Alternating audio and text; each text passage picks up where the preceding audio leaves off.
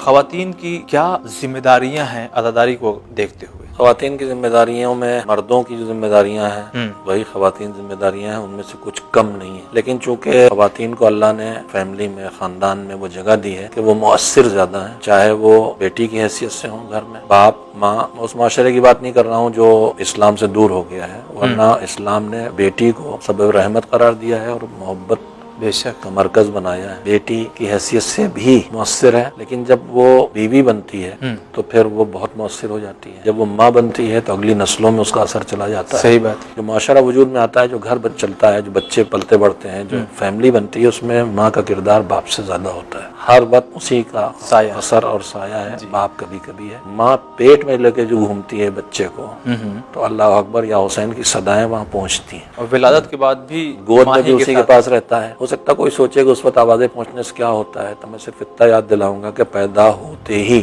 جو مستحبات ہیں ان میں یہ ہے کہ داہنے کان میں اذان کہو، بائیں کان میں اقامت۔ ابھی تو یہ اردو بھی نہیں جانتا، صحیح بات، مادری زبان بھی نہیں جانتا، اسے قرآن سنا رہے ہیں، حدیث سنا رہے ہیں۔ اذان و اقامت میں کیا ہے؟ توحید، رسالت، ولایت کا پیغام دینے کے بعد دعوت عمل ہے، بہترین عمل کی طرف بلایا گیا۔ تو اذان و اقامت مجموعاً دو کام کرتی ہے، دعوت عقائد کا بیان کرتی ہے، عقائد کا اعلان کرتی ہے، بنیادی عقائد کو پہنچاتی ہے، پھر دعوت عمل دیتی ہے۔ پروردگار عالم نے یہ حکم دیا ہے، ہم جسے رسم بنا کے رکھ دیا ہم نے، اصل میں تو پہلے ہی دن کانوں میں ایسی آواز ڈال دو، اس کا مطلب وہ آواز رہے گی۔ اگر یہ مذہب کہہ رہا ہے تو اس کا مطلب یہ آواز جو کان میں جا رہی ہے یہ رہے گی، اور اس کے فوائد میں کہ شیطان سے محفوظ رہے گا۔ پہلی آواز حق کی آواز پہنچاؤ، تو یہ کام ماں کرتی ہے۔ جیسی آوازیں اس کے کانوں تک پہنچیں گی ویسے وہ پلے بڑھے گا، جو مناظر دیکھے گا۔ بطن مادر میں جب بچہ ہو تو روایات کے مطابق ارد گرد کا ماحول بھی مثبت ماحول ہونا چاہیے، بلکہ آج کل کی جو سائنس ہے وہ بھی کہہ رہی ہے۔ صحیح بات۔ تو ماں کا کردار زیادہ ہے۔ پھر عزاداری کا مسئلہ آ جاتا ہے تو بچے پہلے ماں کے ساتھ جانا شروع کرتے ہیں،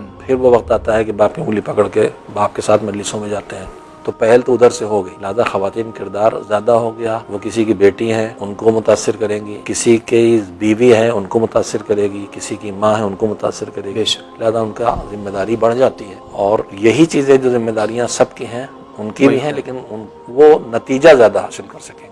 پھر اس کے بعد ہم سب کو خیال رکھنا چاہیے کہ اجتماع ہے، مذہبی اجتماع، حسین کے نام کا اجتماع، ہمارے یہاں آمد و رفت، نشست و برخاست، گفتگو، ہر چیز یہ دیکھا ہے کہ حسینی ایسے ہوتے ہیں، چاہے وہ کنیزان حضرت زینب ہوں اور چاہے وہ غلامان سید الشہداء ہوں، مجلس میں آنا جانا، اٹھنا بیٹھنا، گفتگو، جو کچھ بھی ہے وہ یہ ظاہر کرے کہ حسینی ہے، اور کہیں سے کوئی انگلی اٹھانے کا کسی کو موقع نہ ملے۔